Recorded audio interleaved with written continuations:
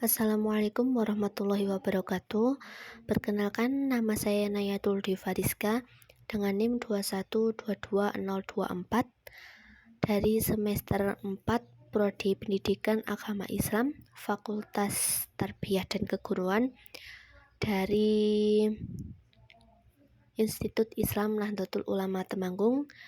Izin menjelaskan tentang definisi psikologi, definisi pendidikan, definisi psikologi pendidikan, dan ruang lingkupnya.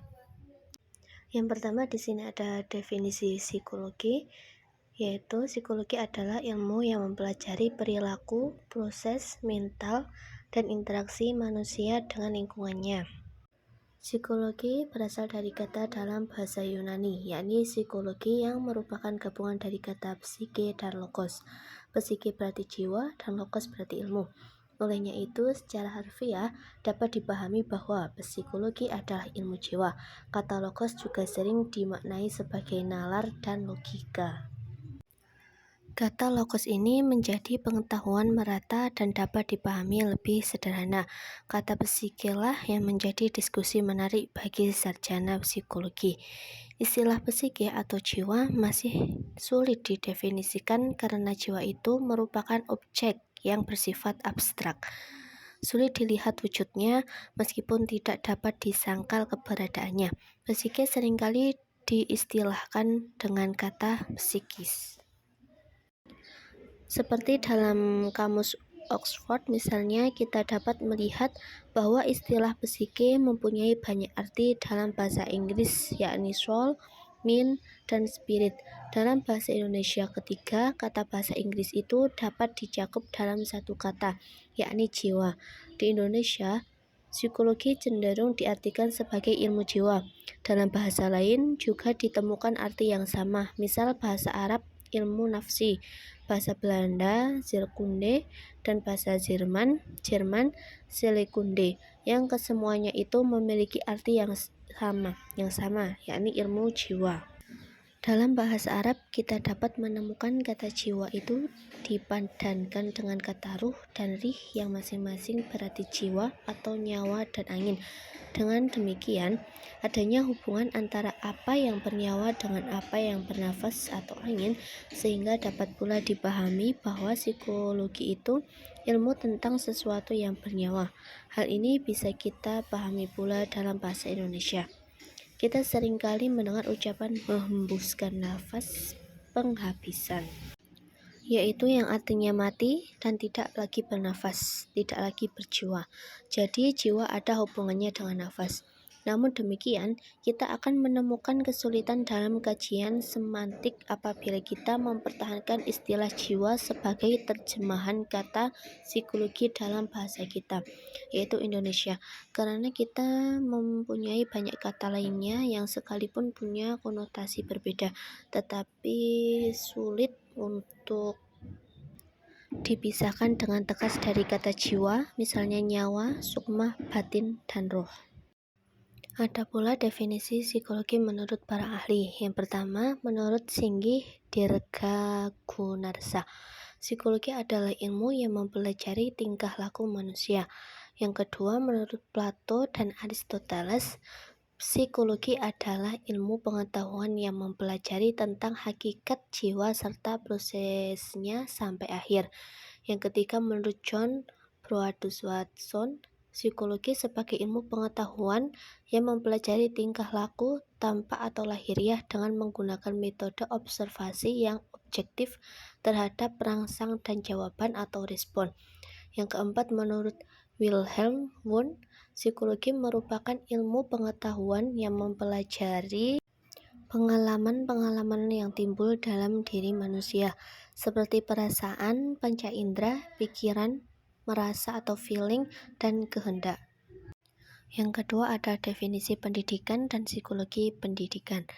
Pendidikan adalah proses pengajaran dan pembelajaran yang bertujuan untuk mengembangkan potensi individu agar dapat berfungsi secara optimal dalam masyarakat.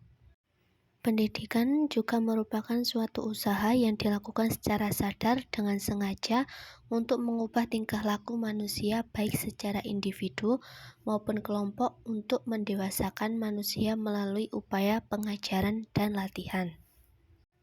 Jadi, psikologi pendidikan adalah cabang psikologi yang khusus mempelajari interaksi antara individu dengan konteks pendidikan, seperti pengajaran, pembelajaran, dan pengembangan kurikulum. Di sini juga ada menurut Barlow 1985 yang mendefinisikan psikologi pendidikan sebagai sebuah pengetahuan berdasarkan riset psikologis yang menyediakan serangkaian sumber-sumber untuk membantu dalam pelaksanaan tugas seorang guru dalam proses belajar mengajar secara lebih efektif. Glover dan Roning dalam Eliot tahun 1996 menyatakan bahwa psikologi pendidikan mencakup topik-topik yang berkisar pada perkembangan manusia, perbedaan individual, pengukuran, belajar, motivasi, dan pandangan pendidikan humanistik, baik yang didasarkan pada data empiris maupun teori. Dan menurut Witherington, psikologi pendidikan adalah studi sistematis tentang proses dan faktor-faktor yang berhubungan dengan pendidikan manusia. Muhyiddin Shah tahun 2002 menyatakan bahwa psikologi pendidikan adalah sebuah disiplin psikologi yang menyelidiki masalah psikologis yang terjadi dalam dunia pendidikan.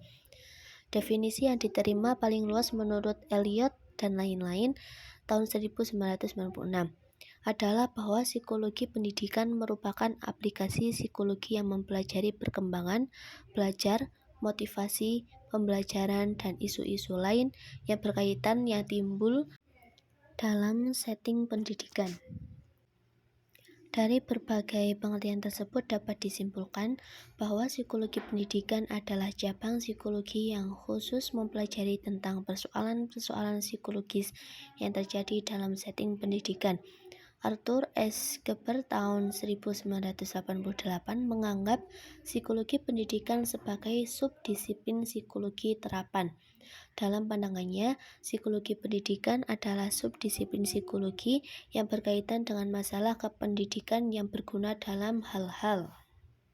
Yang pertama ada penerapan prinsip-prinsip belajar pengembangan, 2 pembaharuan kurikulum, 3 bagian dan evaluasi bakat dan kemampuan, 4 sosialisasi proses-proses dan interaksi proses tersebut dengan pendayagunaan ranah kognitif.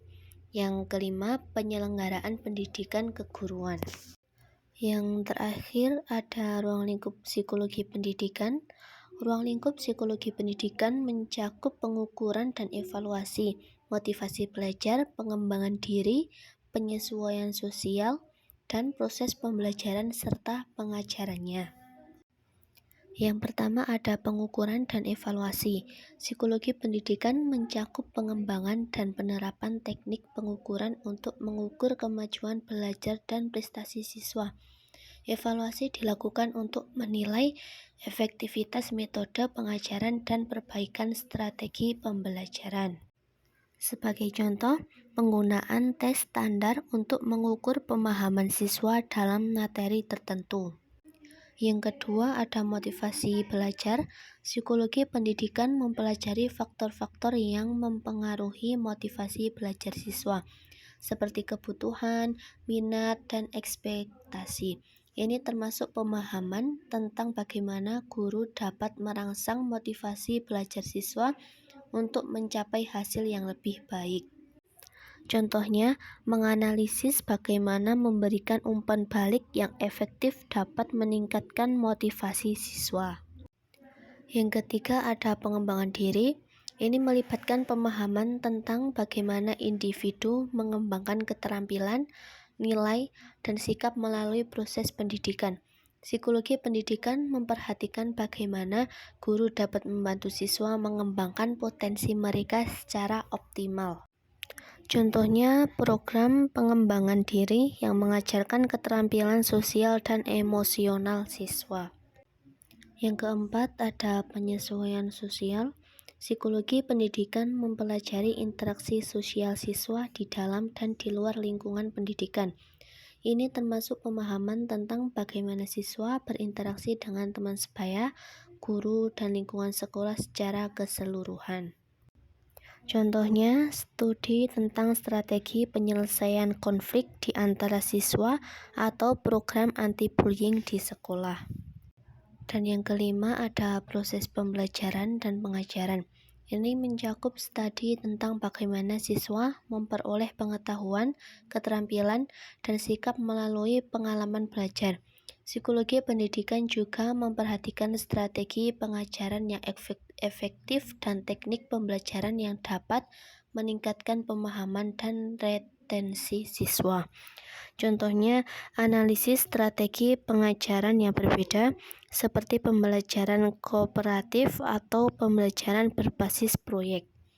Secara keseluruhan, ruang lingkup psikologi pendidikan mencakup aspek-aspek penting dari proses pendidikan, mulai dari pengukuran presentasi hingga motivasi belajar, pengembangan diri, penyesuaian sosial, dan strategi pembelajaran dan pengajaran yang efektif. Terima kasih, itu saja yang dapat saya sampaikan. Kurang lebihnya mohon maaf apabila ada kesalahan. Dimaafkan. Saya akhiri. Wassalamualaikum warahmatullahi wabarakatuh.